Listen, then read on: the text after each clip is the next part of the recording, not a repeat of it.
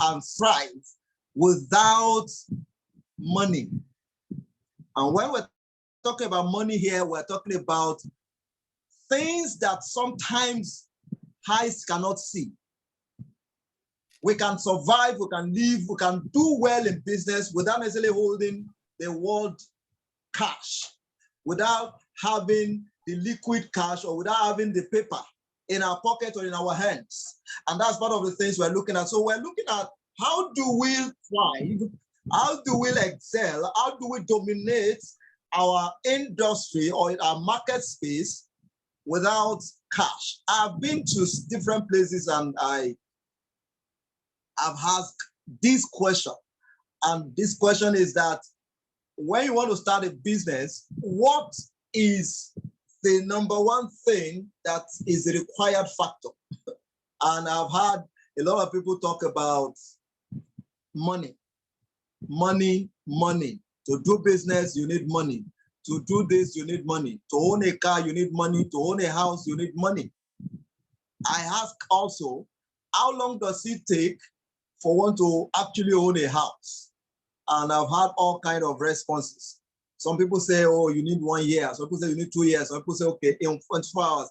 And of course, the fact is, in less than 24 hours, you can own a house. You can own a house. And you can do that without necessarily having all the cash in the whole world. And so what we're going to be looking at today is to be able to dissect and look at how do we survive? How do we thrive? How do we excel? How do we do things? How can we accomplish things without necessarily having money in our pocket? So tonight, I have with us, joining us, my wonderful friend, amazing brother, who is going to be sharing with us practical life experiences. But before he comes on, I want to share my own practical experience about what we're talking about tonight. We were supposed to start Stretch Audiovisuals many years ago, about 12 years ago. And all I was looking for was just 40,000 naira. I mean, at that time, it was very terrible. All I needed was 40,000 naira to start this business. And I went everywhere looking for 40,000 naira, looking for cash. I mean, that's exactly what some of us are interested in. I have this idea, I have this amazing dream, and I need to start this business. And we've done all the paperwork, we've done the proposal, we've done the projection, tax projection, this projection, that projection. And then here you are stuck because there is no money to accomplish this dream. And that was my situation. So I needed 40,000 just to start with the list of the equipment I needed to start with, because we deal with equipment and then all kind of things. So at that time, I was asking people for help. And I went everywhere looking for money. And unfortunately,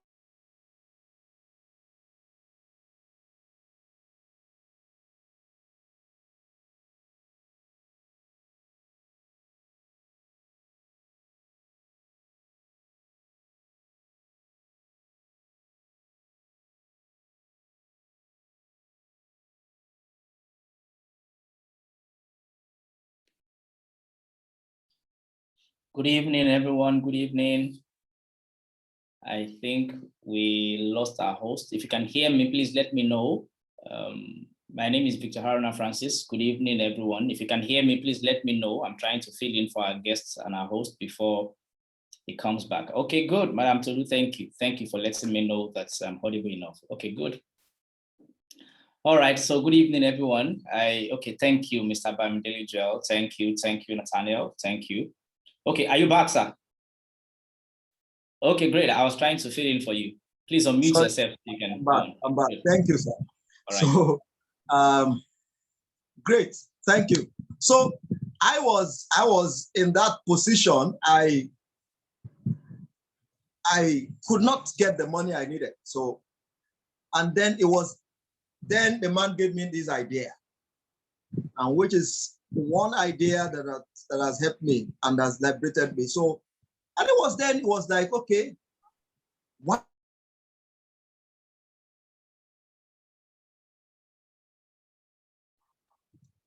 one who can actually lease this equipment to you, and then you pay back over time as you use the equipment. It never occurred to me that I could get the equipment without necessarily having the cash I needed to get to buy the equipment. And so here I was asking God, so who else, who then do I meet? Because the man I went to meet for cash did not have the equipment. He only gave me the advert. So I went to look around, okay, who has this equipment? Who is selling this equipment? So I got this man who I went to approach. And then fortunately for me, the man eventually became, he was the chairman at my wedding ceremony then. So, and then here I was, approached the man and told him what I wanted to do. I want to start this business. Can you please lease the equipment to me? As I use, I repay you the money. So here I was, the man gracefully accepted to lease the equipment to me. And then the agreement was, I get the equipment, I use it, whatever I get, I return back to him. Now, it's the critical part of it, which is what we're going to be looking at tonight, is this. It gave me the opportunity to be using the equipment with the arrangement or the agreement that as I use, I pay whatever I make, give it back, pay him that money, and then return the equipment back to him. In other words, I did not keep the equipment to myself because I needed transparency. He needed me to be transparent enough. I was not keeping the equipment and I was not keeping the money. I mean, it was very tough for me. I was practically, let's say I make 10,000 naira. I was spending 1,000 naira on myself and giving 9,000 naira. And so I was on that for about 10 months. I still have the record up to now. I mean, about 12 years ago, I still have the book where I was using to record all the money I was making, all the income I was making. And at that time, I didn't bother about whether I needed a shoe, whether I needed a new shoe, whether I needed a new bag, whether I needed a new cloth. I mean, I didn't bother about all those things. My major concern was I must not disappoint this man. So whatever I make, any job I do without equipment, any amount I make, I was giving him back 90%. I was returning 90% of what any amount I make from that equipment. And part of the things I did was I did everything possible to make sure I was getting job as much as I could so that I could repay the money, because that was the only thing I was doing at that time. And so I was making the money, paying back, returning the equipment, making the money, paying back, returning the equipment until one very day that I realized I had almost paid up. And then about the 10th month, I paid up. Now, look at it this way.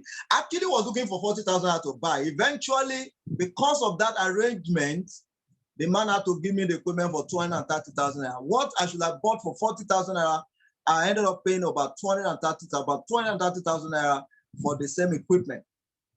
But the good part for me is I eventually took delivery of that equipment, which is what was the breakthrough, one of the biggest breakthrough for me.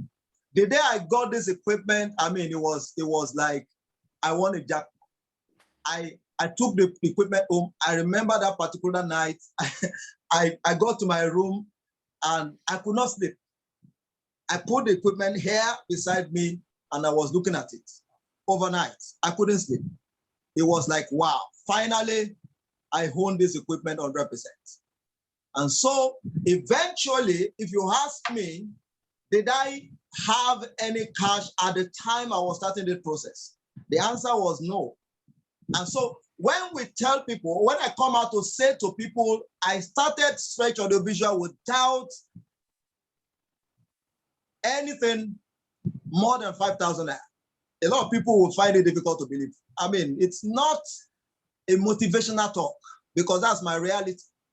I started the business we do today without any cash in my pocket.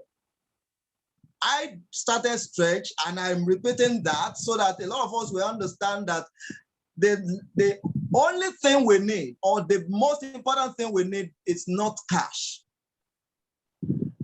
The most important factor to start a business is not cash. That is my reality. That is my experience. And so eventually, I paid 230,000 naira without having any cash of my own. But one thing was, I was looking for job. I was everywhere looking for job. Do you want to rent equipment? Do you want to rent equipment? Do you want to rent? So I was going everywhere, doing all the publicity, doing all the advertisement I could do to get people to my side to patronize me. And every job I was getting, I was pushing back 90% back to the man until eventually I paid off. And today is a different ballgame entirely. And so I have seen myself in situations where, because that happened, I have understood that at any time we needed to do anything, cash or money or paper cannot and will never be a limiting factor. So when the Bible was talking about buying the truth, I mean, the question is, what do you want to use to buy the truth? Is it money? And you know, when the Bible talks about money, it's not talking about naira, neither is it talking about dollar, neither is it talking about pounds, neither is it talking about Ghana cedis. There is nothing like naira in the Bible. And there is nothing like dollar. So let's not try to limit God or limit ourselves by thinking the only thing I need to survive is cash, or the only thing I need to survive is naira, or the only thing I need to survive is dollar. And so we need to open our mind broad to understand that there are other factors, critical factors. I have found myself in situations where I went to buy some things, I mean, some years ago, and here I needed this particular equipment so badly. I mean, wanted to buy some cameras, and I walked up to this guy who is also an Igbo man, and of course, he doesn't know my office. I've never been to my house before. We have only transacted business at few occasions, few times, and then I just walked up to him and I said, you know what? I need this, I need this, I need this, I need this, I need this. And by the time we estimated everything, it was going to about 500,000, if I'm more than 500,000, because I see I've been received up to today. All the things, by the time I picked everything I wanted, at that time, it was over 500,000. And I told him, you know what, Andy, I'm not going to pay you now because I don't have cash. I don't have any money to pay you now. And he was looking at me, you know what, you don't have to pay, you don't have to pay me now. And you know what, I'm going to pay you back, but not now. And I told him when I was going to pay and how I was going to pay. And the only thing I had to give him was my complimentary card and I think posted checks. And I walked out of his shop with equipment worth over 500,000 naira without dropping a kobo. And this is a guy who did not know my office, who had never been to my house. And of course, I paid back. And today we had a closer and a better relationship together. And so from the advert we did, we talked about, you know, trust and other things, which is part of the things I believe Mr. Victor is going to be dealing with as we share together tonight. If we have the room and the chance and the opportunity, I believe we're going to be having time to ask questions and we can interact together better as we progress. Tonight, I just feel it's important for us to not limit God with putting our mind, if there is no cash, then we are stranded.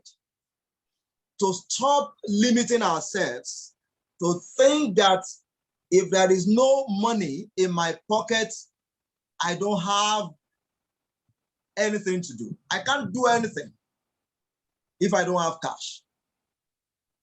I have met people who wanted me to go away with certain things. I just rejected. I said, you know what? I don't want it.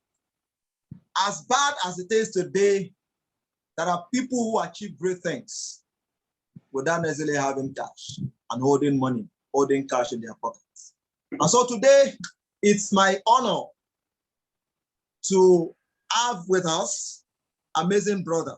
I mean, this man can speak, you know, he can speak, and he is a good speaker, not just speaker, a speaker without sense. I mean, I've met a lot of people who talk and talk and talk, and sometimes you ask yourself, what exactly are you talking about? I mean, you just realize this one is just, making no sense. So Mr. Victor is someone I respect and honor so much. Very, very full of depth and wisdom. And so if you will not mind, please help me welcome on this platform tonight, Mr. Victor Haruna Francis. Thank you so much, sir. Thank you. He has with us tonight. God bless you, sir. Thank you so much. Thank you for having me, sir. Pastor Shegun, thank you so much for having me. Good evening, everyone. Good evening, everyone. It's a privilege to be here. I count it an opportunity that I've been invited to share some of my views on the subject of discussion tonight. Good evening. Good evening, good evening, good evening, good evening. I hope that is not Apostle Ademola. I'm suspecting that is the one. It's the one. I know he's your friend, so I'm suspecting it's the one. Good evening, everyone. It's lovely to be here. Pastor Shegun, thank you so much for counting this young man worthy to be part of someone, people to grace your platform. Thank you, Mr. Shoeton. Thank you so much. Okay, so very briefly, so that I can create rooms for questions, let me first, by way of introducing myself further to everything that has been said, or the little that has been said about me. My name is Victor Haruna Francis. I am a person of faith. That is to say that I'm a Christian. I believe in God.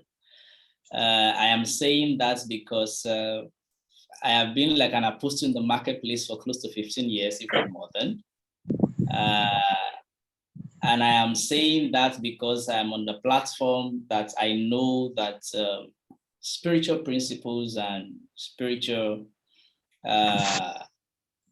conversations go on every now and then. And so I can say here boldly that I'm a born-again Christian. I've been a believer for 26 years. By August precisely, it will be 26 years that I've been a believer. And so you will not blame me tonight if at some point I make references to the scripture, even though I am used to speaking in public places, even though I am used to speaking on different platforms that do not require that we mention the scripture, but then we know that our lives are based on how we live out the scripture on a daily basis. All right, Pastor Shegun, thank you again. Let me quickly, I'll share a little bit of the presentation that I have tonight, I put together tonight, just a few slides. But may I say, before I go into that, may I say that it is not impossible to become, to do very well and excellently well in business without cash.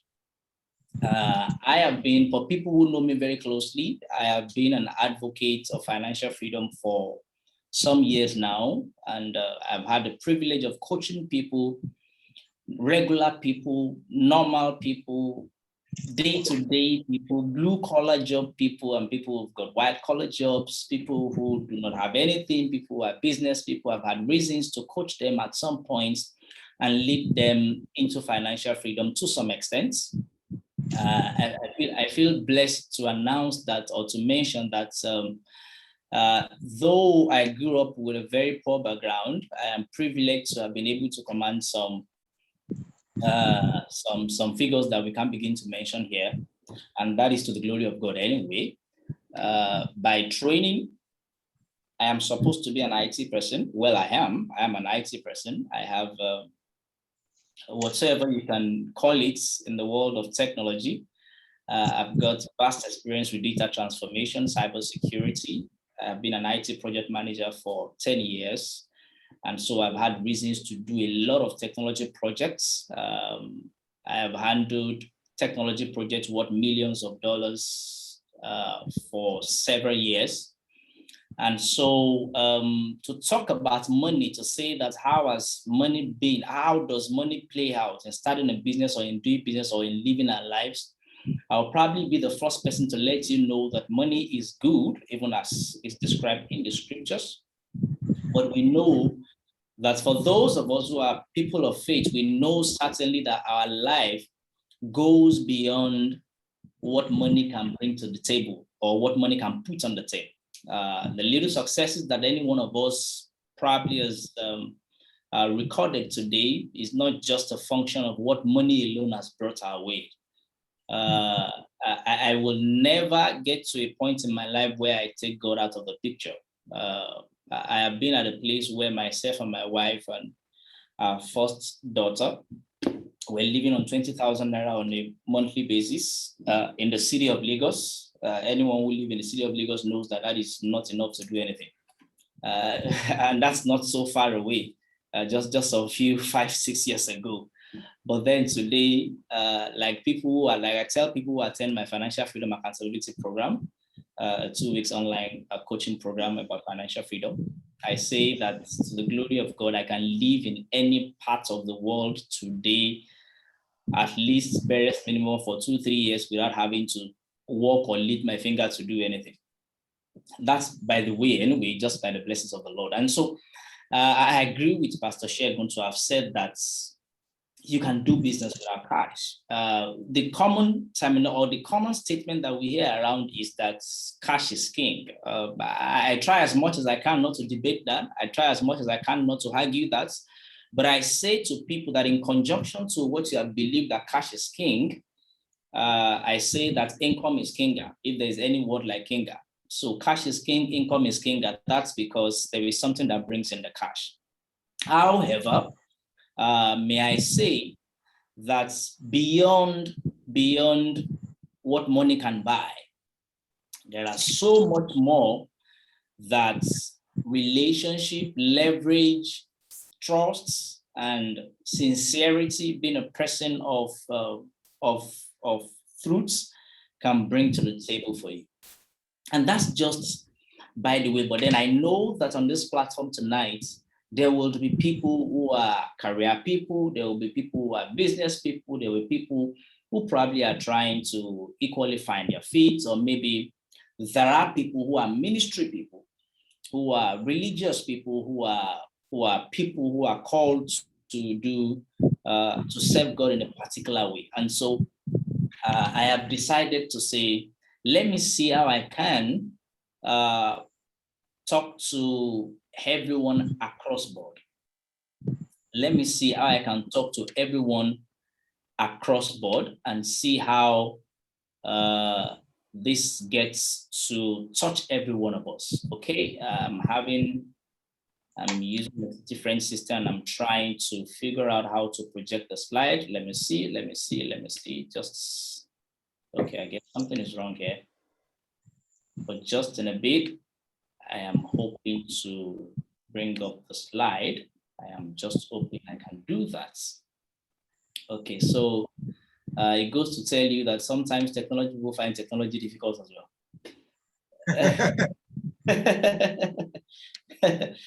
But I am trying as much as I can. Okay, one participant can share at a time. Okay, so it implies that Pastor Shegun will need to unshare what you have shared so that I can.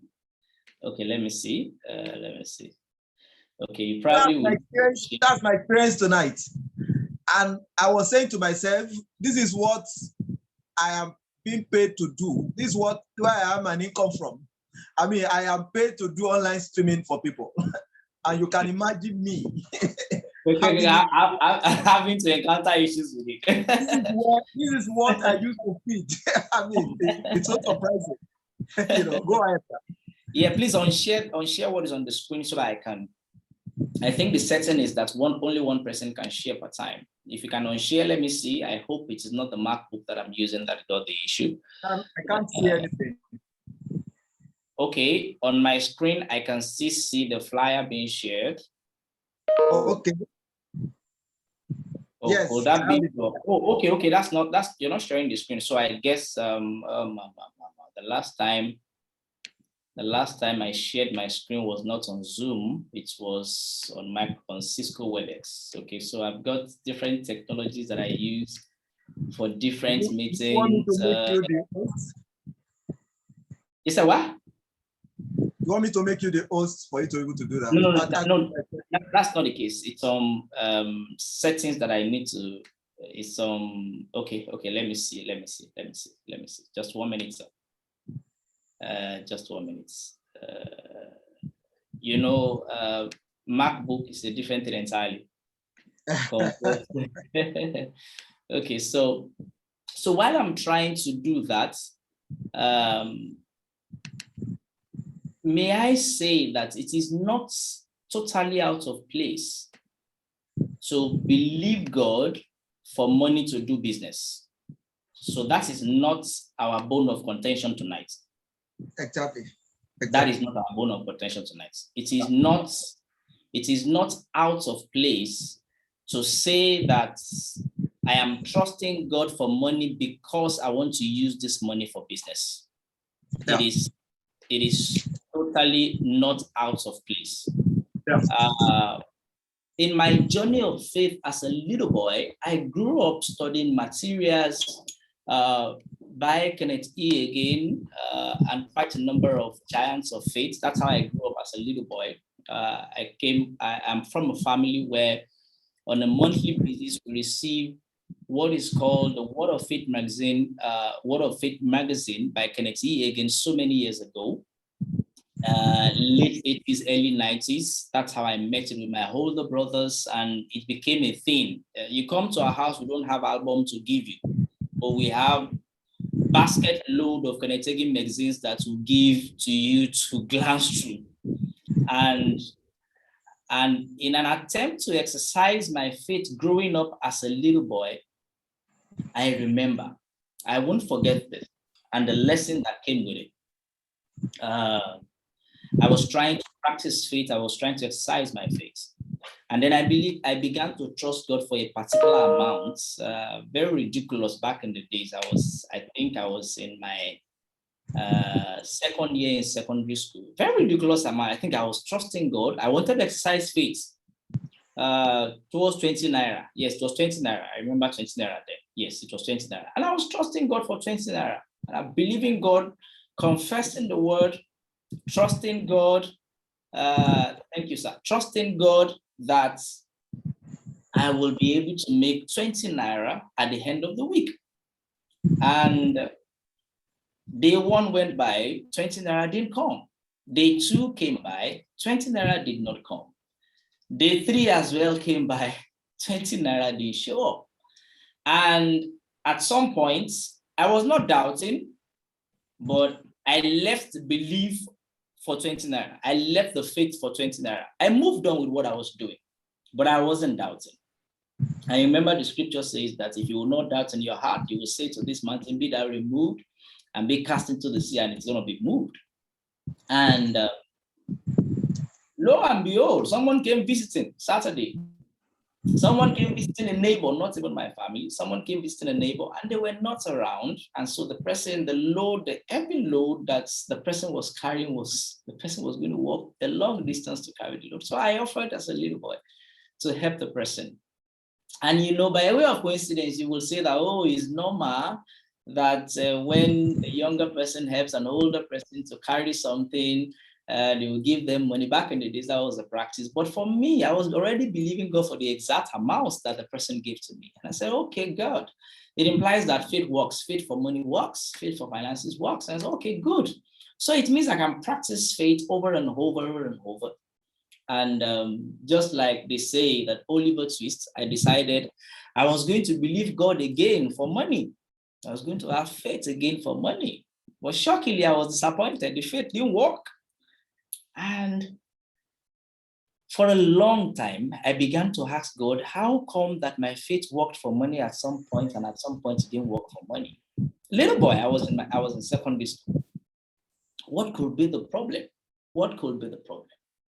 And not far away from then, the inspiration that came to me was, young man, God expected that you will have grown beyond that level where you keep believing God for money all the time.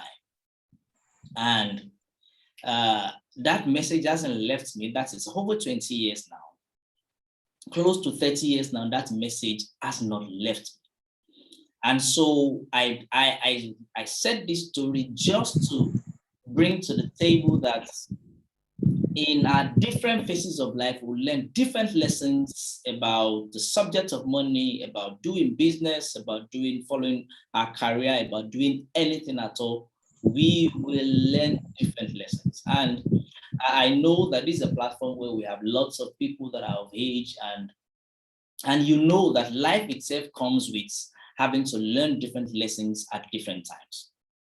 But you see, I say always in my introductions when I have reasons to have conversations like this online or physically, that where you stand determines what you see, and what you see dictates where you go. I wish I can display that, but apparently it's MacBook and I can't change the system, but then let me just go on. Where you stand determines what you see, and what you see dictates where you go. That's because at every point in life, for us to see clearly, we need to have leverage of some sort that speaks to a vantage positioning.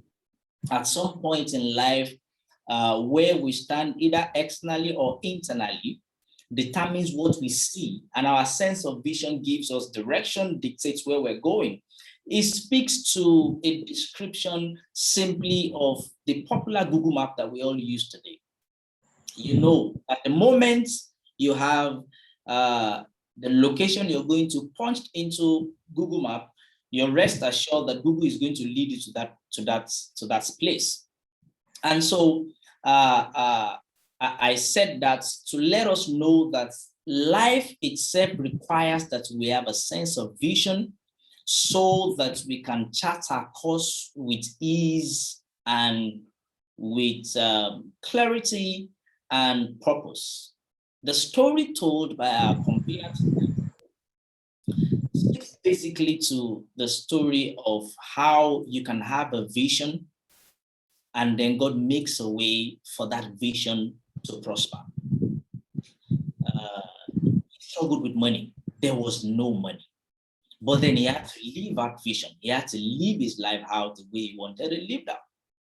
And so, well, at some points, especially in Africa, when you struggle with money, the only thing you have left is just trusting God. It's just to believe in God. And that's what speaks for why quite a number of us, or some of us, go to church, and the only prayer we are trusting, we are praying to God, is prayer about money.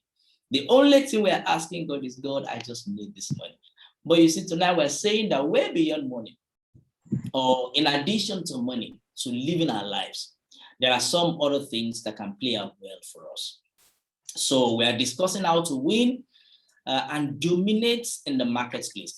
And someone is saying, can I really win the marketplace without money? Can I really dominate in some areas without money? So I am not saying outrightly that you do not need money. Pastor Segun is not saying tonight that you do not need money to dominate in the marketplace. He's not saying that you do not need money to win in the marketplace. However, we're discussing the dynamics of trust. How people can entrust resources to you without having to request for money for you. But then I would take it a little bit formal. I would take it a little bit way beyond normal conversations. So we're discussing three key things. We're discussing winning, we're discussing dominion, and we're discussing marketplace. Those are the three keywords in our subject of conversation tonight: winning, dominion, and the marketplace. I have been in the marketplace for over a decade and a half, and I understand to some extent how some things play out in the marketplace. I have seen how without money, some people are ridiculed. I have seen how without money, a lot of people have risen to stardom, even without money. But then let's see, what are the underlying principles? What are the factors that are spoken to how some people have succeeded even without money, and how some people have been brought low or dragged down because there was no money? You see, winning is not a function of strength.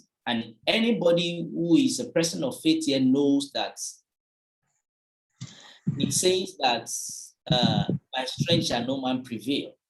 It tells us that winning in life is not a function of strength, neither is dominion a function of luck. I'm going to say that again in case somebody is trying to take note of that. Winning is not a function of strength, neither is dominion a function of luck. So people don't become authorities in the marketplace because of luck. People don't genuinely become winners in the marketplace because they have muscles, because they have just the strength. Oh no, those are not the only factors that speaks to winning and dominating in the marketplace.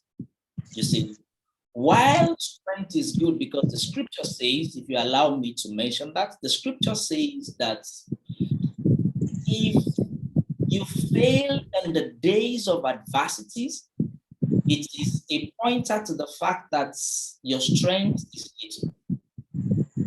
That goes to say that in the days of adversity, strength is needed. And that is not to contradict the first chapter of the Bible that I quoted, but here is it. When strength is backed by strategies, winning in life becomes a cheap game to play. When strength is backed up by strategies, and I'm going to, because this is a pastor's platform, I'm going to share, if I am allowed, if I have the time, I'm going to bring out some stories in the Bible that speak to some of these things so that they become clear to us and we get to have clarity around these things. See, strength not by physical exertion, but by mental and intellectual exertion is what brings about winning in the marketplace. I have seen how people who flexes muscles the most don't get to make the best of profits in the marketplace. I have seen how people who have the utmost strength in terms of physical exertion of strength do not get promoted in the workplace. I have seen that. As a matter of fact, I have seen how the person who get the job done most of the time do not get promoted. But you see, I've learned from one of my mentors, Pastor Nia Bisaya, that most of the time, the guy who get the job done, gets an applause, gets recognition, they get to appreciate the person. But the guy who creates the job to be done gets promoted faster than the guy who gets the job done. It is simply an equation that speaks to strength, physical strength, and mental and intellectual exertion of strength. So this is what I'm saying. You are the guy with the technical details. You are the guy who knows how to press the button. You are the guy who knows how to open Zoom, how to close Zoom. You are the one that knows how to repair the computer. But there is a guy who says that I think that you need to begin to learn how you need to do things this way, you need to do that this way, and then you rush to go get it done. The guy who is going to be promoted, the guy who is going to make the most of the money is the guy who created the job, not you. As a matter of fact, the guy who created the job gets the money and then gives you your own portion of the money for getting the job done. So I am saying tonight that winning isn't necessarily about the strength that is put in place. It is not necessarily about expertise, even though expertise and skills are very, very important and good in the marketplace. But then you see that you have mental capacity, that you have intellectual prowess, most of the time speaks to how you're able to come about winning in the marketplace. I have seen that in my journey as an IT person over the years, more than a decade.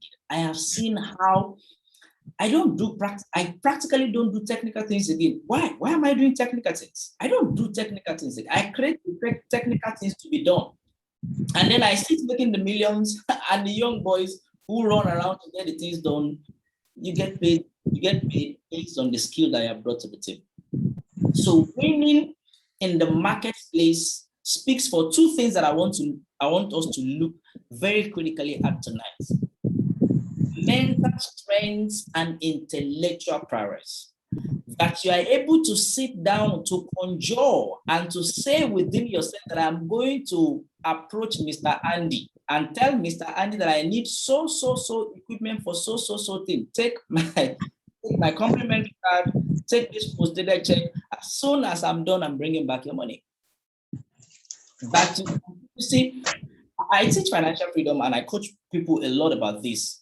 I see a lot of people limited because they feel that the only solution to their problem is to have money. Oh no. As a matter of fact, one of the leading voices around the motivational speaking industry in Nigeria once said, some people are so poor, the only thing they have is money. And I have seen that that is absolutely true and correct. That you have money does not speak for winning. However, money can be used as a vehicle to speed up your win in some circles that we'll not be discussing tonight. Let me go further by saying tonight that dominion, on the other hand, requires one critical thing, and that is mastery. Dominion, I am taking a pause on winning. Dominion in the marketplace or dominating in the marketplace requires mastery. I know the people of faith most of the time want to count on grace. We want to count on prayer. We want to count on fasting. We want to count on going to church. These things are good. I would not object to those things. Those things are good. But truth be told, people of God, truth be told, their friends and brothers in the marketplace, dominion requires mastery. Nobody dominates without having to have some form of mastery or the other. But before I go fully into that, I want to share with us. Oh, I wish. Okay. I'm going to share my slide with you in a PDF format, and you can send it to everyone that has been part of this show tonight. Okay. All right. Maybe it's going to help by the time we reflect more on some of the things that I'm saying. By the time you see the slide, you're able to see some of the things that I've said or that I mentioned. Is it possible to do it?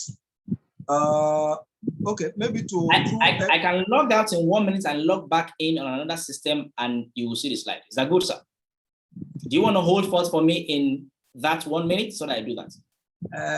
I think 1 minute will be fine. If I mean, we'll ask the people so that or maybe we'll just go ahead. If you can send to me while you are teaching, or okay, I can maybe push it from here if I can. Okay, great. 1 minute, sir. 1 minute, sir. Okay, good. That's a good one, sir. 1 minute. My time starts now. I can find a way of pushing it from here. Thank you so much, sir. I'm pushing that to you now. Okay, good. Okay. Should I drop it on WhatsApp for you, sir? Yes. Okay. It's coming to you right away. Just 9 pages documents, not so. Okay, so once I get it, just continue, sir. I'll work on it. Okay, what can I do now? Okay, there is a phone that is not on my table. That is the phone that can do WhatsApp. An email that I can send it to quickly. An email. Okay, I'll send it to you now. Just go ahead, sir. Yes, okay, good. So there's a study done by, I'm waiting for the email, sir. All right, just go ahead. Okay. There's a study done by, I am doing this part of the slide because of people who are corporate people. Okay. NG, okay, good. I am doing this because of people, okay. I have it on WhatsApp. It's coming to you on WhatsApp now, sir. All right. I know that there are business owners on this platform. I know that there are probably people who are planning to, it's over to you now. Probably people who are planning to start a business. Who are planning to start a business as well. And so a study and a report done by an organization called West Monroe, you can check them up online, fantastic organization doing well around data transformation, doing well around business transformation, advisory, digital and cyber security, very regular, normal business organization. And they did a research to finding out how people win in the marketplace, talking about corporate experience. And they highlighted three things. That is slide 6 if you're projecting, sir. They highlighted three things that I thought to mention to us tonight for those of us who are founders of institutions and MDs of organizations who are part of the corporate ladder. They have highlighted that winning in the marketplace speaks for 53% of customer experience and also 50% of business agility. Also, 49% of digital transformation. That is because digital transformation is beginning to come up as a major conversation or major point of conversation in our day-to-day business environments. However, what I thought to mention or what I thought to bring out of these 3 points is to say that you don't necessarily need cash to succeed as an institution, but you need great businesses. You need great business agility. What does that mean? That implies that how so much can your business stand the test of time? COVID came and blew your business away. Your business is not agile. Malaria becomes a pandemic and you are, before we know it, you are out of business. It implies that there is no agility in your business. I have been an IT project manager for about 10 years now, and I understand what being agile means when it comes to projects. And I know how this thing feels when it comes to holding a business and doing business as well. And I understand that if your business must stand the test of time, if your business must scale and see how things unfold over the years, if you must win in business, your business must be resilient enough to withstand any kind of storm that comes. So this is what we're saying. When there is COVID, will your business be blown away? If with 19, with 20, I know India is battling with 4. If with 19 and with 20 comes, will you still be winning in business? So one of the things that speaks to dominating in the marketplace is to have strategies, is to have principles of business that helps you to become relevant at all times. So I know I read of a story, or I read of a report as well. I give myself to a lot of research and reading up on a lot of things. That's why probably most people think that I'm a great speaker, because I do a lot of reading, I do a lot of research. And recently, we're told that a lot of businesses became unicorn businesses or probably maverick businesses in the era of COVID. However, just less than 10% of them actually became businesses in their billions because of COVID. That is to say that some of the businesses that became famous and well-known and became prospering businesses in this season didn't become that because COVID came. They didn't become that because they were doing well with selling hand sanitizer or selling nose masks or whatsoever. Greater percentage of them became businesses that went into their billion-dollar mark because of what they have been doing before. So it wasn't because COVID came. It was because their businesses had agility at the foundation of it. See, definitions are fast changing. I say that to people all the time. Let me give you an example of what I mean by definitions that are fast changing. This is what I mean by that. For those of us who are of the Christian faith and who understands or knows 10 commandments, you remember back in the days, I don't know if we still teach our children 10 commandments these days again.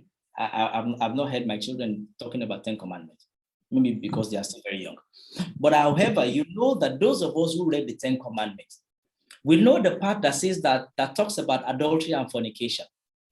But you know the word fornication sounds, except you are a Christian, the word fornication sounds very, very hard these days. They don't call it fornication again. What is wrong with hookup? What is wrong with making out? Those are the kind of words they use now. And if care is not taken, you don't know it is the same thing as fornication. I mentioned that so that we can know that definitions are fast changing. But actually, you're laughing. That's exactly what is happening. There are apps now that helps you to hook up with people. They are telling you hooking up with people. Practically, what they are telling you is sleep with people. That's what it is. It's simply fornication. There is nothing more to it. It's simply fornication. When we were growing up, that's how we know it to be. It's fornication. If you're making out with anybody, it's fornication. If you are sleeping around with anybody, it's fornication. These days, they don't call it fornication again. The same thing applies to the business world. Definitions are fast changing. When definitions of doing business change, will your business still stand? When definitions of doing business change, will your business still stand? 7-Up, the bottling company, 7-Up, the beverage company that we all know about, started selling hand sanitizer, manufacturing hand sanitizer, at least the Nigerian arm. But I can tell you, from my thinking tonight, that greater profit that they made this season couldn't have been from the fact that they sold hand sanitizer. Never. It is because they had to pivot into something just to keep moving on, or probably to become relevant in the time of COVID. However, I am saying to business people today that your ability to build agility into your business, that your business can stand the test of time, that your business can become relevant in season and out of season. People of faith will understand that your business can stand the test of time in season and out of season will help you to win in the marketplace. There is no business that wins without having to think long term. It's the basic principle of the law of perspective. There is no business that succeeds or survives troubles and tribulations without having to think of building the foundation very, very well. Let me go back to the Bible again. The part in the book of Psalms that says that if the foundation is faulty, what can the righteous do? A lot of people quote that verse of scripture, not minding the previous verse or the previous verses. It says that if the foundation is faulty, what can the righteous do for a particular reason? That the enemy has been trying to shoot at the person, the enemy has been trying to shoot arrows at the righteous whatsoever, but then it says that if the foundation of that man is faulty, even him cannot, not that he cannot do anything, but that he will not be able to do anything at that point when he's faced with troubles. That is to tell us that the best time to begin to test the foundation of your business, the best time to begin to test the ideas, the foundation of the ideas, the building blocks of the ideas that you have right now to run your business with is now. And now is that time where you're beginning to build resilience, where you're beginning to build fortitude, where you're beginning to build strongholds, you're beginning to lay the foundations such that when rain comes, you're able to adapt. Exactly, that's the word, adaptability. So that when sunshine comes or when the sun comes, you're able to thrive in business. So that when flood comes, you're able to stand. Do you remember? I mentioned earlier on when I started that verse of scripture that says that when you fail in the times of trouble, it is a pointer to the fact that your strength is little. The same thing speaks to business agility. That your business is agile is simply to say that when troubles come, will this business stand? So people in the business world most of the time do not want to hear about the word faith. And I don't want to speak about faith as regards business agility tonight. I'm just saying that can your business scale from one level to the other? What is even the strategies you're running your business with? Have you got 5-year strategy to run this business with? Have you factored in risk? I am heavy on risk management, especially when it comes to financial investment and the likes of it. When I teach Financial Freedom Accountability Program, I teach people about risk management as regards money and the likes of it. But you see, one of the greatest dispellers of risk in any ramification is knowledge. And so How so much do you know your business that you're able to hold off risk? How so much have you planned your business that you're able to hold off risk? How so much have you built the foundation of the business that when the risk of pandemic comes, that when uncertainty comes into the picture, you're able to withstand that test of time. In that research by West Monroe, customer experience had 53% of why people win in the marketplace or dominate in the marketplace, customer experience. So that tells us that nobody gets into business without having at the back of the mind that they're going to appeal to someone to either patronize their service or buy their products. Pastor Diego knows that if people are not at the story that you told, Pastor Femi, you remember, Pastor Shego, you remember, Yeah. you did mention to us that the equipment was leased out to you, but what did you do? You went to the market looking for customers. Exactly. You went all the way looking for people. And you see, it is not enough to look for people. When you look for people and you don't give them an experience, when you look for people to patronize your business and you don't give them an experience, then there is an issue. Don't worry, if you can't share the slide, don't worry. I'll send it across to you, sir. Don't worry. All right. Don't worry. If you do business and you have fantastic products, you have fantastic service to render, and you do not have an experience that people take home with it, you cannot win and dominate in that market. You cannot win and dominate in that market. I have seen my mentor do business with Pastor Shego Awolowo, and I have seen how that his product alone and the service alone brings a wow effect into the meetings that we have. If you are not bringing an experience along with your service, if you are not bringing that wow experience along with the product that you offer, there cannot be winning. So this is not strength. I said earlier that winning cannot be by strength alone, but by strength backed with strategy. That's exactly what I'm saying.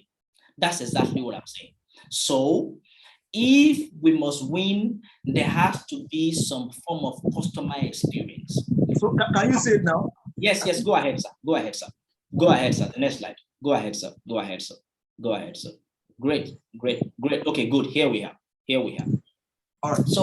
So I'm saying tonight that beyond the fact that you have built an agile business, a business that can withstand anything, the business that can change color like a chameleon and adapt to the environment at any point in time.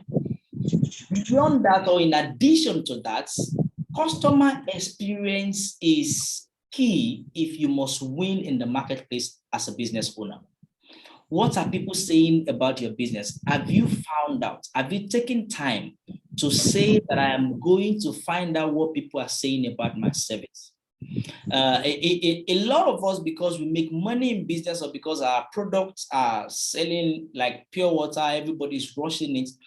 You don't care about one customer that feels disgruntled. You don't care about two customers that feel not well treated. You remember in the Bible, I will always make reference to the Bible. You remember in the Bible, I am hoping that everybody on this platform is a Christian anyway. Do you remember in the Bible how that the story was told of the shepherd that had 100 and one was missing? How that he had to go look for that one, not because he didn't have the 99. So are you that business owner who feels that you have the 99 with you, and then that one can go to hell if he feels that he doesn't have a good experience? The sole aim of doing business is not to have 1 million people. The sole aim of doing business, in my definition, is not just to make profit. The sole aim of doing business is to have customers that keep coming back. If one customer patronizes you once and the experience never makes him to want to come back, then you need to check your customer experience strategy. What is your customer experience strategy? I haven't discussed money ever since we haven't discussed money. So it tells you that building a business that will go far, you must put all these things into check. If you must win as a business owner, what are people saying about your business? If you must win in the marketplace as somebody in the corporate world, what is your customer experience? What journey are you taking customers through? What is customers' feedback? It is said that feedback is the breakfast of champions. If you must become a champion in the marketplace, what is the experience that you are taking people through? What is the experience that people go through? Data transformation as well, because it is now mostly a subject of discussion. That's the reason why I'm having to discuss tonight, not really in the sense of data transformation that you have to move your business online, you have to do all of that. While that is good, that you do online and do whatever you do, while that is good, the main word I would like to focus on here is the word transformation. Are you still doing business the way you did it last week? Are you still doing business the same way you did it last month? The experience that people have with your business, is it still the same experience they had with your business a year ago? So if your business do not have a transformation strategy, then there is an issue with that business. That business probably would not stand the test of time. So this is what I am saying. For those of us who are of the Christian faith, you remember, it says in Hebrews 13 verse 8, it says that the master is the same yesterday, today, and forever. That is simply a journey of transformation in three folds. It is simply a journey of transformation in three folds. Yesterday, what was your business? Will you be able to, so did you do well yesterday in business and are still doing well today? Will you be able to do well tomorrow? That is the journey of transformation. So if we check up on you online and we can't find you, it means that in the world where over 70% of people are doing businesses online or are looking for businesses online, it means that we can't find you there. Very, very critical. I thought to chip this in because of people who are probably in the corporate world or who are business owners, so that we know that these three key things are important and germane for winning and dominating in the marketplace. While I have looked at this, I would like to go back to the earlier conversation that speaks to winning and mastery and dominion. So I said earlier on that winning requires strength that is backed by strategies, and then strength not by physical exertion, but by mental and intellectual exertion puts us at the place where we can win in the marketplace. And further to that, I mentioned that dominion on the other hand, or dominating the marketplace on the other hand, requires mastery. Three things I'm going to share with us as I begin to wind down, giving room for questions, and then I begin to talk about some other things before I wind down. Three things I thought to share with us about mastery tonight, because really, I have seen how that people go to the marketplace with faith alone because they are people of faith. And I have seen how they have failed massively. I have seen how people have prayed and fasted, and yet they failed in the marketplace. I have seen how that people have prayed. They have laid hands on them. They have laid legs on them, if there's anything like that. They have poured oil. They have poured the small one. They have poured the gallon. They have bathed in water. They have done all sorts. And yet, they are failing in the marketplace. And somebody is wondering, is it that I don't believe God enough? Is it that I don't have a measure of God enough to make me do well in the marketplace? Three things that speak for mastery. While I have mentioned that mastery is one of the key things that helps you to dominate in the marketplace. Mastery, mastery, mastery. Mastery is simply the ability to master yourself. To think, one, that's the first thing. To think, to speak, and to act. I'm going to say that again, adding some other adjective to it that breaks it further down. Your ability, what speaks for mastery in the marketplace is your ability to think creatively, your ability to think creatively, to speak effectively, and to act productively. Think creatively, speak effectively, and act productively in any given situation. So somebody is saying, how does this relate to winning and dominating the marketplace? Hold on, I'm going to tell you. There is nobody that dominates the marketplace without having an understanding of the marketplace. There is nobody that dominates a particular sphere of business or a particular career who does not have mastery over that career or that market space. And so mastery basically is the fact that you're able to think creatively. I'm wondering if you are not creative as a Christian business person, as a person of faith, if you are not creative, I am trying to imagine who you took after. Pastor Shegu, who will I be taking after if I am not creative, when my God is a creative God? Your ability to think creatively speaks for mastery. They say that, the scripture even says it, that as a man thinks in Proverbs, as a man thinks, so is he. You become who you think.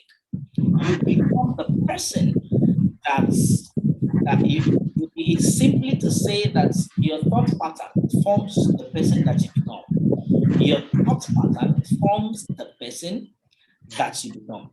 And so I am saying tonight that to gain mastery of any sphere of marketplace, you need to have that ability to think creatively. If you can't think creatively, you can bring about having to craft strategies that speaks for customer experience. You can craft proper strategies that speaks for business agility. You can craft proper strategy that speaks for transformation, data transformation, and whatever transformation there is that we can think about. And so it is important that you are able to think creatively. And I mentioned earlier on about mental and intellectual capacity. Yes, that is how creative thinking comes to place. At some point in my journey as a Christian boy, I remember how that I used to consume so much. And I remember how against all of the things that we know, how that this man began to preach about how to expand your mind, how the bishop began to preach about mental prowess, how he began to preach about mental capacity. I did not see some of the reasons why I was preaching that back in the days. But the moment I figure out that mastery in life and in anything at all requires that you're able to think creatively, now I began to understand how the mind plays a greater role in our success in life. Pastor, you know that if you had not thought about it, that you could go to Andy to ask him to supply you those materials. You know, those materials would have been lying in his office, in his shop, without you going to buy them or without him giving them to you. And you probably would have been running around town looking for money to buy those things. That's exactly what a creative mind does. A creative mind is the mind that thinks that there is an impossibility that can happen anytime, any day. Your ability to think 10 years, your ability to think 5 years, your ability to put pen to paper and draft strategies that will help you to scale, to say that if COVID comes again, will this business succeed? If COVID comes again, if COVID comes 10 times, will I be able to succeed in this business? See, these things are beyond just money. There are a lot of people in this season who have truckloads of money in their accounts, and they became helpless because a pandemic came to the neighborhood. It became helpless because nobody was out there patronizing their product again. Time will not permit us. I will have given you several examples. Whenever I've had privileges to visit the United Kingdom, and I know how that's an average Nigerian, when you visit either London or all the other cities and provinces in the UK, you want to go to Primark because things are a lot cheaper. I've had reasons to be at Primark in the heart of London, and I saw Nigerian celebrities packing all that they could pack in Primark because the clothes there are cheaper. But could you believe that the same thriving Primark that was doing very, very well when COVID came to town ran out of business completely because they did not think ahead of time? Whenever I go to the city of Dubai, I buy a lot of things from a store called Max. Yes, because it's quite affordable. Max products are affordable. But you see, Max told you that, or Max will tell you that you can sit in your hotel and place your order and we will deliver at your hotel. Or even if you want to still come to our store, place your order, and when you are coming, you're not having to go around, you are just picking up your order. Those were some of the failure strategies that Primark could not put in place, and then they lost a greater deal during the pandemic. So your ability to think creatively helps you. Your ability to think creatively helps you to map out strategies that helps you go beyond the times that you live in. And that's what speaks for Jesus Christ being the same yesterday, today, and forever. That this guy has not changed, but then he lives in all the times. Can your business live in tough time and live in the times that things are booming? Can your business live? Can your business succeed all these seasons? Your ability to think creatively helps you to master that part of the business. Your ability to speak effectively. See, it is not enough that we are moving our mouths. It is not enough that we open our mouths and say something. But it is more than enough that we are able to speak intelligently and effectively. What speaks for effective communication? This is simply what speaks for effective communication. That I say hello and you did not hear hi at your hand. That I say hello, I'm trying to bring it in the simplest form. What speaks for effective speaking, effective communication? That I am saying hello, Mr. Shegun. That I'm saying hello, Mr. David. That I'm saying hello, Mr. Adewale. And at your hand, you are not hearing hi, Mr. Adewale, or you are not hearing hi, Mr. Shegun. That is the simplest form. What speaks for speaking effective? And this is how it relates to our lives, this is how it relates to our businesses. See, I am fortunate to be a public speaking coach and trainer as well. And I know how that's when you do not have the right word to convey what your business stands for, you don't get people to buy from you. When you don't know how to say, this is what I am selling in the way that appeals to a particular people, they don't buy from you. When you do not know how to say that this is what is on the table, how to communicate the benefits, how to communicate the benefits beyond the features. What a lot of people sell, what a lot of people market are features. They don't sell benefits. Effective speaking or effective marketing brings to the table for you the ability to say that this is what you need to move to the next level, not this is what I am saying that you should help me to buy. So dominating the marketplace or winning the marketplace incorporates as well your ability to speak effectively. While I'm not trying to stretch that too much, your ability to act productively speaks for your mastery at winning and dominating in the marketplace. So someone is saying, how do you win by acting productively? That you are able to make the best of business decisions per time speaks for how your business is going to survive in a particular time or not. The scripture says that in every labor there is profit. It says that in every labor there is profit. But you see, a lot of people have labored and they have not prospered and they have not made profit, not because there is no profiting in that line of business, but because a lot of us have left the paths of mastery and we are playing the crowd game. You're playing you're probably copying what another person, you're saying, what do they, I'm not saying it's not okay to learn and to do, but then every business is unique and peculiar. Every business is unique and peculiar. So is your business environment. So is the place where you run your businesses from. And so, are you able to act? Are you able to make business decisions that are productive enough to move your business to the next level? Are you able to decide? Are you able to make decisions? You see, if you check through some of the images that I used in designing this slide, you will always see the avatar or the image standing at the T-junction all the time. And that's how it speaks for every one of our lives. We are always at the place where we are needing to make one decision or the other. We are always at a place where you have to choose either to go right or to go left, either to go front or to go backwards. It's for putting action to the table that is productive enough to move your life forward. Action to the table that is productive enough to move your life forward.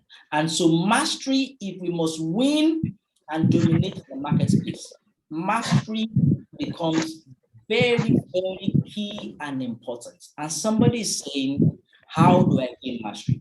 Reiterating that, what I'm saying to you tonight is that you must have the ability to think creatively. Strategies don't come by copying. Strategies are unique to every business. They come by having a good thought pattern. And so your ability to think creatively, your ability to convey the essence of your business, your ability to convey the subject of your business and the object of your business speaks a long way to mastery. And so dominating the marketplace. The same thing with how productively you can act in the marketplace.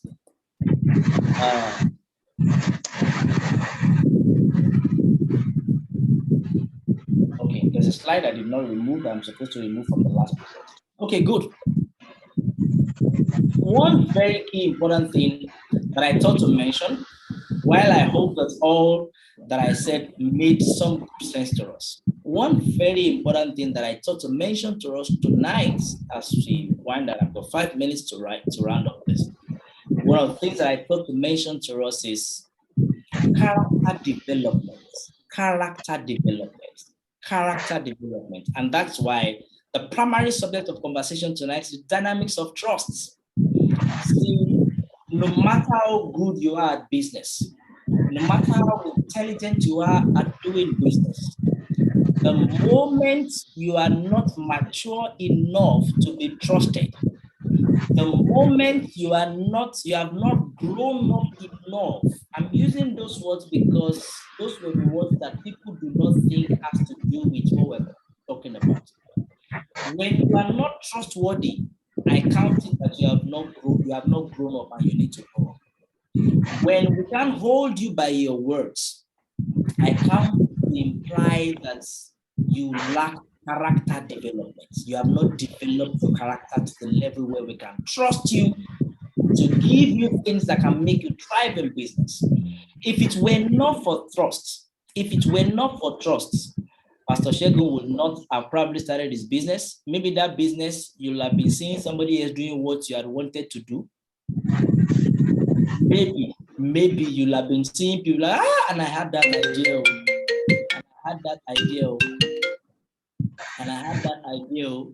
Sorry, that's my phone ringing on my. 1 minute.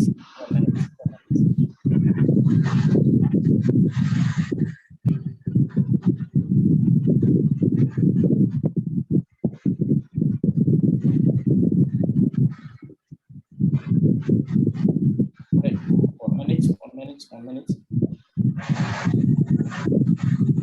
Okay, great.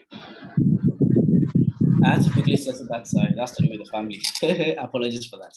All right, great. So trust is an ultimate resource in any kind of business we do. So for those of us who are in the workplace, because that is as well the marketplace, for those of us who are probably still holding or who have got a 9 to 5, you see, people don't get promoted in the place of work just by technicalities or technical strength alone. I have seen it. See, there is a level where you get to in the place of work that it is no longer your ability to deliver. It is no longer what you know or how you know to do the work that gets you promotion again. At some point, I'm going to bring this down and close it this way. And with the illustrations that I have practically experienced in the marketplace. You see, you don't get promoted in the place of work at a particular level because you know the job or because you know the work. No. At some levels, in fact, may I say to you that you don't get a management position in corporate organizations because you are good at your job. Most people who are good at the job, we keep them maybe a little below managerial level so that they can keep doing the work. But you see, the people who think the work to be done, they get promoted based on one thing: trust. Trust. And I'm going to break that down. Pastor Sharon, watch this. I'm going to break that down. Just watch this. I'm going to break that down. It may not sound good to those of us who are of the Christian faith or who are very religious. But you see, the moment the superior knows that he cannot steal and you will have your back to cover him, he can't promote you. He cannot promote you.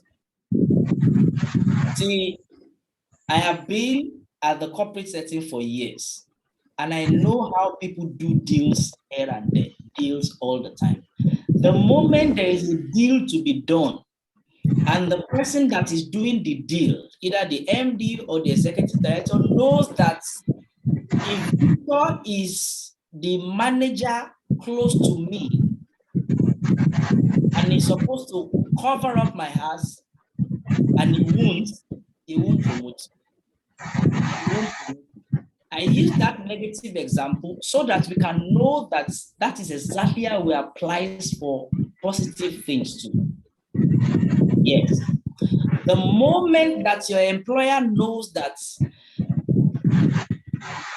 Victor does not need to sign an NDA to keep the secrets of the organization, then Victor is not qualified to be a manager in this organization.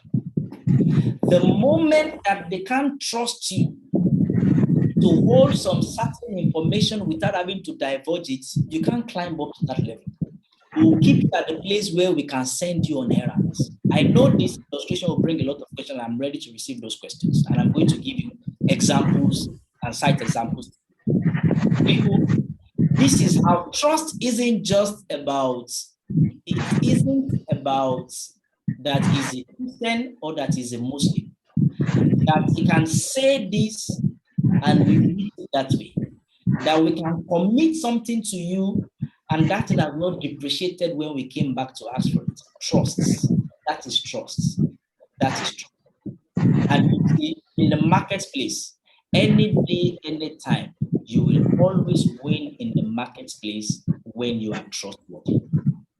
I'm not saying trust at the very basic level of no, I'm not. That is very elementary. That is very elementary. That is very, very elementary.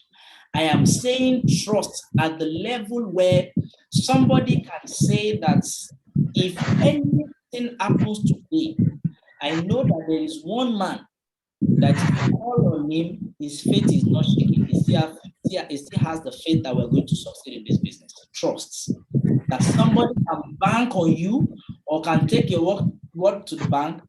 Trust. That's how we win in the marketplace. I have experienced stagnation for about 4 years. Not because I was not trustworthy, but because one person did not think it through that this guy can be trusted. But the day he noticed that this guy can be trusted, in 1 year, I had 3 promotions that a lot of people cannot fathom. In 1 year, what I have lacked for 4 years. I gained it in 1 year just because somebody says that if I keep something with this guy, he keeps it safe.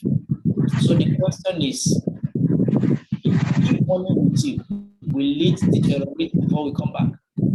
If we keep company policy with you, if we keep information that has to do with our business with you, will it still be we have kept it with you?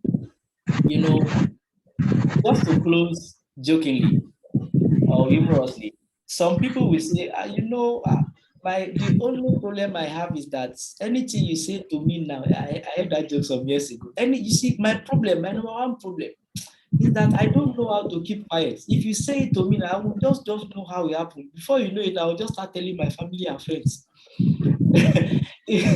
When you talk too much, you can't be trusted. Pastor Shego, I am waiting for questions so that we can round this up tonight. I hope that I've been able to do justice to this conversation tonight. Wow. Wow. Wow. Wow. Wow, wow, wow, wow. Amazing. Thank you, Mr. Victor. I mean, I'm just looking at, if we have to continue, we may not live here tonight, but we have to stop because I know a lot of people are on this platform tonight are very busy people, and then people have gone to work and we need to go and rest. I think this is a deep issue that we need to actually extract very well. But I want to believe that some of us who may have one or two questions, and then we can actually look at them together as we round up tonight. I mean, while you were talking about trust, I'm just looking at so many things that we have also experienced, and then which have also limited a lot of people from doing well in business. I mean, we have seen this play out over and over and over and over again. And you made a point, which is one critical point that I think a lot of us need to pay attention to. One of the things I found out about life or in the marketplace is that people do not commit their money to you because you are the best in the industry. A whole lot of time they commit their job to you because they can trust you to a particular degree. And that is what I have seen. I have seen that we have had to bid or compete for jobs and with people who actually are bigger when it comes to so many other things, so many other factors. But I come to understand that they came back to us because they feel that they will be more secured with us than the other guys. Let me say practically, for example, we have clients who don't necessarily have to be present when they give us job to do. They don't need to be there. They just ask us, this is the brief. I mean, I'm talking about a third-party arrangement now. A whole lot of times we don't relate directly with the clients, with the main clients. There is someone in between us and the clients. And sometimes they don't have to worry their head about giving us the necessary access to their clients because they know when we go there, we will never present us as us. And going there to present us as him. You see what I was saying, Pastor Shego? You see what I was saying about this trusting? This example you brought to the table, I have first-hand practical example of that. Yeah. My mentor, Nia Adesanya, you know him. Beyond all the businesses and everything that I do, I'm an associate consultant with him as well. And there are places that I go with him that most other people in my clan or those of us that are with him will never come along with him, or that he will never call any one of them to come with him. Not because they are not good people, but he knows, and I learned that from him, that I don't represent him anywhere and I give my complimentary card. It's not possible. I will always represent his interest anytime, any day. And that is one thing that you have pointed out to us now, that two clients, the primary client and the one that has come to you. The one that has come to you knows that at no time will you want to present yourself as yourself in front of the people that they have gotten business. And it speaks to trust. It's not about Sholo, Tony, Abonironi, or whatsoever. No, that's not what it is. It's simply about trust in the marketplace. Can I trust this person to represent my interests? That is it. Even for those of us who are in the place of work, who are doing 9 to 5.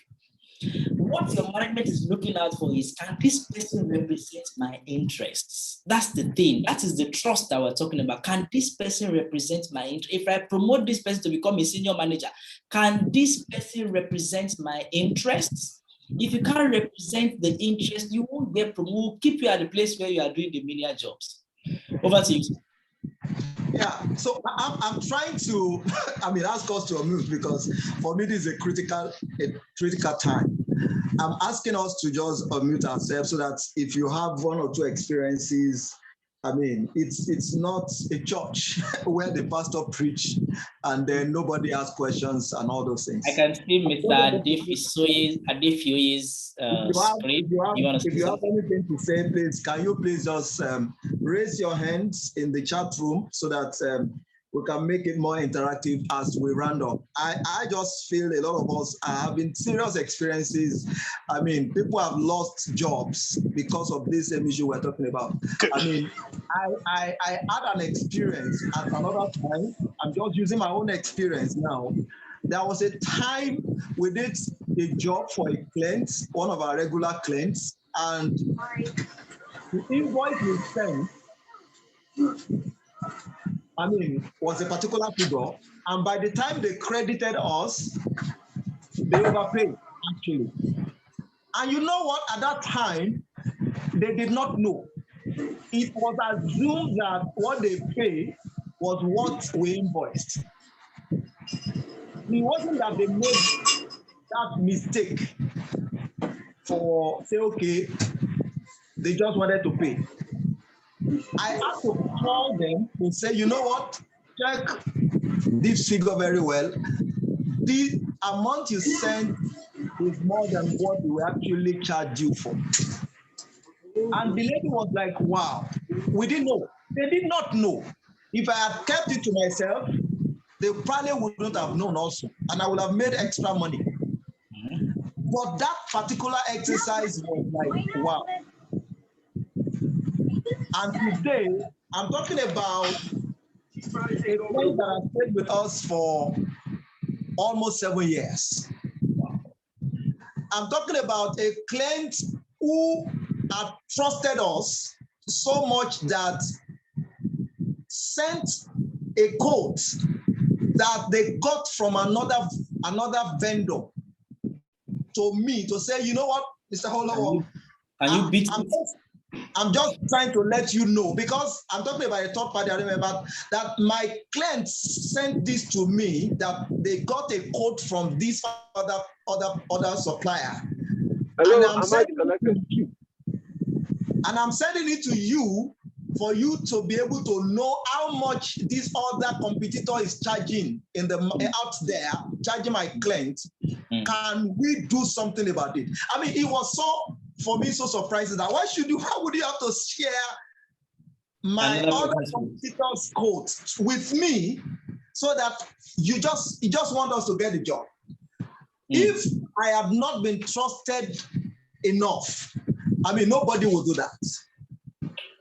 Nobody will do that. So I just want us to look at all these things and in the next 5-7 minutes discuss, and then we round up tonight so that we'll be able to have practical experiences and then and learn together. Mr. Felix is raising his hands. Mr. Felix is raising his hands. Mr. Felix, just 2 minutes. You need to unmute. Unmute your mic.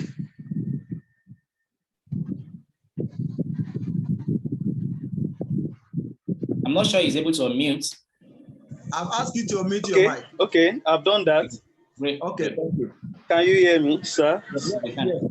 Yes, I want to say a big thank you to the Oga that presented today. I think I will still need to know more about you. I will get more of your contact from Mr. Shegun. I would want to say this kind of program is really helpful. Now, I have experience about starting up with nothing, but I won't say anything about that because your Mr. Shegun has actually made a lot of people to know that it's possible to start a business without money. Absolutely. We are not downplaying that. But the question is this, and my question is, if we know that trust is important, which is highly, highly important. I've listened to this man that owns Coach Charis. He made mention about the power of trust. They are giving him money, not little money in banks now, on trust, on his personality. So trust is very, very important. Now, my question is, if in the past, someone, was trusted before and in a way, he lost the trust. So people are no more patronizing him. So what can one do in order to regain that trust, such a way that perhaps if he's unable to get the other people back, how can he get other persons so that he can bounce back? That's my question. Okay, great question. In truth, there is no denying the fact that at some point business go wrong or things just happen that would make you lose people's trust in you, which is understandable. There probably would be different causes for that. Maybe at some point you're trying to make more than enough money, or something just happened and then you lost the trust. Regaining trust, however, if I would say here practically, that regaining trust requires some amount of time. So if you're trying to gain the trust of people who have trusted you before, you are going to have to rebuild it, and rebuilding takes time. As a matter of fact, rebuilding takes more of the time than it took before. Maybe what you need, what helped you to get for people, what helped you to achieve that in time past was just an act, but something brought that whole thing down. To gain it back with people who have lost that confidence in you will require some deliberate effort, will require some dialoguing, will require some having to do some extra things to bring that to the table. So I would want to say patience. Remember that I mentioned about character development. The integrity is a major watchword, especially for people who are of faith in the business world. Integrity is a major watchword. So if you have lost it at some point, you have to practically take steps that will help you gain that trust back. So in the business world, there is nothing that stops you from calling for a meeting. There's nothing that stops you from calling for a dialogue. Let's sit down and have a meeting. Let's discuss this. There is nothing that stops you from reaching out to the places where the trust has been breached and say, and hold up to the mistakes that led to the breach, and then highlight the steps that has been taken to mitigate that going forward. Because really, it might be an image thing for you as a small business. But you see, the moment your business becomes big, people start to look beyond you. If the breach of trust happens while you're doing business, it does not only rub off on you, it rubs off on your entire brand. It rubs off on the entire of the business. And so it is important that to regain trust with people you have lost trust with, you need to approach it. It's called conflict management. Yes, conflict resolution. Yes. So you need to now manage your customers, you need to do perception management, you need to do reputation management, and there is no guaranteed time for repairing that, but then you have to keep on doing it, and then you make it a policy. You make what led to the breach of the trust, you make the reverse of it a policy, and you imbibe that going forward. So I'm not saying it is impossible, but you see, to build trust or to regain trust takes time. So what you do is take deliberate, correct all the things that need to be corrected, and then I'm a certified Six Sigma Black Belt holder, and I understand in process management and manufacturing. I know how that defects can bring down your business, but then that you are able to measure the amount of defects and find a preventive way around it going forward helps your business to stay afloat. So the same thing with trust. If trust has been broken, if it's been breached, if it's been damaged, you will need to do a lot of repair work and then ingrain that into the system so that it becomes a policy, so that it becomes a statement, trust. But then don't walk away from people who have lost that trust. Run after them and do reputation management, do perception management. Try to resolve the conflicts. If you need to send them bonuses, if you need to offer them, give them free offers so that they can know that truly you have changed, and that is important. That is important. That's important. Wow. Thank you so much, Mr. Victor Haruna. I think we have to just stop tonight so that we can have, our audience to go and rest. Though tomorrow is Saturday, but I know a lot of people still work on Saturday. I mean, sometimes weekend is even the busiest period for a lot of people. I work all the time. So, I mean, I just want to say thank you for your time tonight and everyone who has joined us tonight. It's been an amazing moment. The reason why we do this is not to talk about things that are too out of this world. I mean, just share about things that are practical, that we can practice and implement and then move forward as we progress. I want to believe that we've been able to pick one or two things tonight. I've come here to learn. I mean, I was thinking this evening, a lot of times we think, oh, it's just about teaching and teaching. And one of the things I discovered is that the best teachers are actually the best learners. I mean, that's one of the things I have. So I have learned tonight. And it's the whole idea is to be able to keep improving on our businesses, and as we progress, keep expanding and keep making progress, especially for those who are thinking of starting something new in life. Thank you so much, Mr. Victor Haruna. And I want to appreciate all people who have been part of us tonight. I mean, amazing people. I see my good friend here, Mr. David. Oh, God bless you. God bless you. Mr. Dewale Adedigba, my amazing brother, Dr. Gideon Hanumba. Thank you so much for your time. But Pastor Paul from Ibadan, thank you. Mr. Bola Osweto, all the way from the Republic of Ogun State. Thank you for coming tonight. Mr. Julius Adegona, thank you. My good brother and friend, Mr. Felix. I know we have had to, reschedule our meeting and over again, and we've not been able to meet. I'm sure very soon and in no time, something is going to happen and we're going to meet. I'm sure of that. Thank you for connecting tonight.